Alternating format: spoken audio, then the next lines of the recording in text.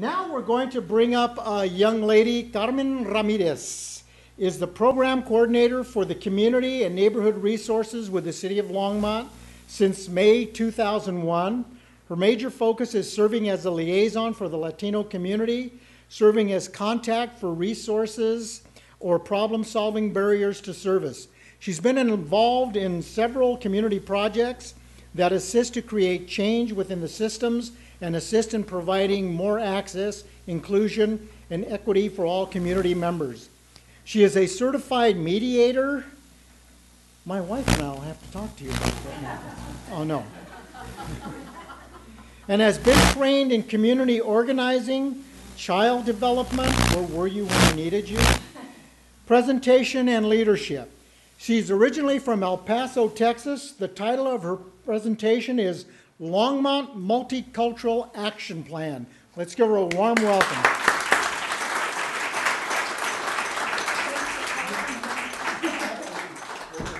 I'm going to tell you a little bit about the Multicultural Action Plan. City of Longmont is really blessed that we have a lot of these types of efforts, and I love pictures of all the different community members. So all these folks live in our community, and I love to share that we have not only the different cultures, but the colors and how we can build bridges. And it really took courage to ask the question around who lives in our community and commit to bridging opportunity for us to celebrate and be proud of everybody who's in our community. And as you can see, these kids, they do this on a volunteer basis.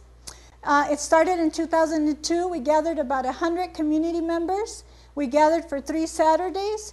We started looking at creating a vision for Longmont, for the city of Longmont, and that strategic plan went from 2003 to 2007.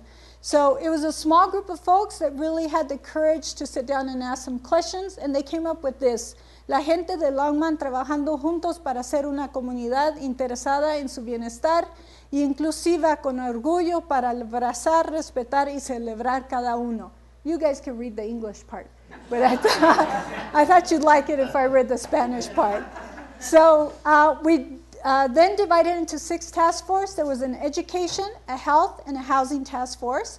And we looked at increasing involvement in educational achievement. We looked at establishing a network of individuals. A lot of the initial work was focused on the Latino community. We have changed things around and really involved in including all communities. We did culture. Here's a little celebration that we do at the senior center called Inclusive Communities. We have about 15 different cultural groups that are represented. We did some work around economy that helped to establish, you'll see here in a bit, the Latino Chamber.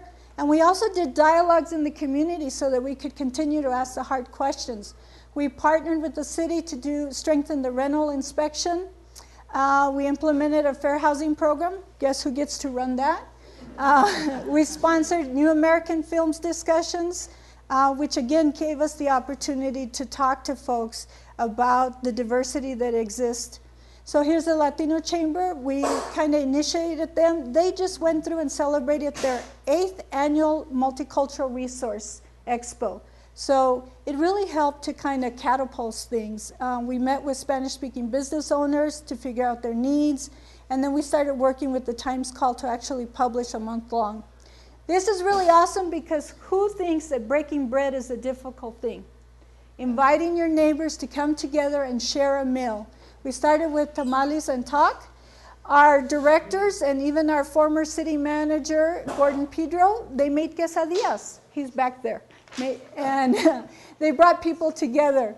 Cultural events. We really supported cultural events. I hope you'll come out on May 4th. We'll be at Roosevelt Park celebrating Cinco de Mayo, where you can see great entertainment. We have Ballet Folklorico, Aztec dancers.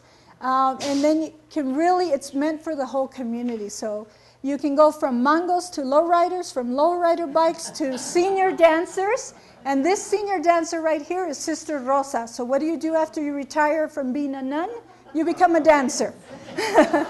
So this is really a great opportunity to savor some food, look at some great cars.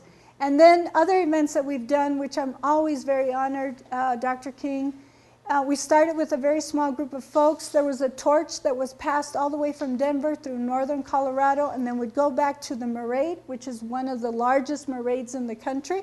But we started here in Longmont, which is the small group. That small group then grew and we went to Silver Creek. We got really involved with the Leadership Academy there. The kids really took it on. The first year we did it, they said, please, please, can you come back and can we do it again? So these are the folks that come together, and they do this on a volunteer basis, all of these folks. Chinese New Year's. This is the third year that we celebrated Chinese New Year's at Silver Creek, again, because the kids were really wanting to do it. We brought in about 500 people that came to celebrate Chinese New Year's. And they set up food, they do dance, they brought in the dragon dancers. This is Rita Lu. This multicultural plan really provides an opportunity to folks to step up, become leaders in their own community, but then even form their own organizations. The Asian Pacific Association of Longmont, which is called APAL. And this is they're part of the inclusive communities. Day of the Dead. Day of the Dead in Longmont has become the largest Day of the Dead in the state of Colorado. So we get a lot of props for that. And it started with having the courage to say, how can we bring more Latinos to our museum? What would attract Latinos? What has happened is that it attracts everyone. Inclusive communities, this is at the Senior Center. And everybody here comes out and voluntarily sets up table with food from their home country. They do performances from their home country. Like I said, I have 16 different. This woman here, Lonnie Abbott, is the sole representative for the Sami community. So she makes cookies. This is a Community Unity Award that we started with Woody Palisak, who passed away actually shortly after doing a presentation. And we decided that we wanted to honor his work. And we since have honored other folks. This is Perla Delgado, this is Mary Vigil. So we've honored folks for the work that they do around creating unity, around diversity, around inclusion. So those are some of the folks. Ed Green was one that worked with Sister Cities. He's since passed. Marieta Gonzalez, Mary Vigil, Emma Peña McCleve. Here's our next chapter. We kind of worked on all of these. And our next chapter really is, we got really good at doing celebrations. We want to take it further. We really want to create deeper bridges so we can have longer conversations about how do we become an inclusive community that embraces and respects all. Thank you.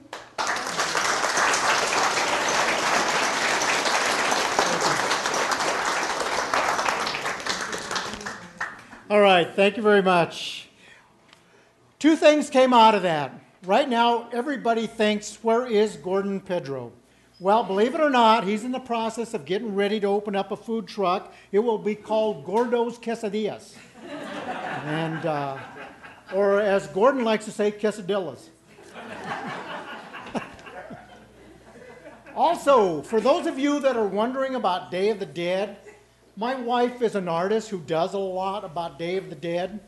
And she always makes these drawings and paintings of dead people or people that have passed on. And the other day, the last time she did one, I noticed my name was up there. Not really sure what's going on, but makes you wonder.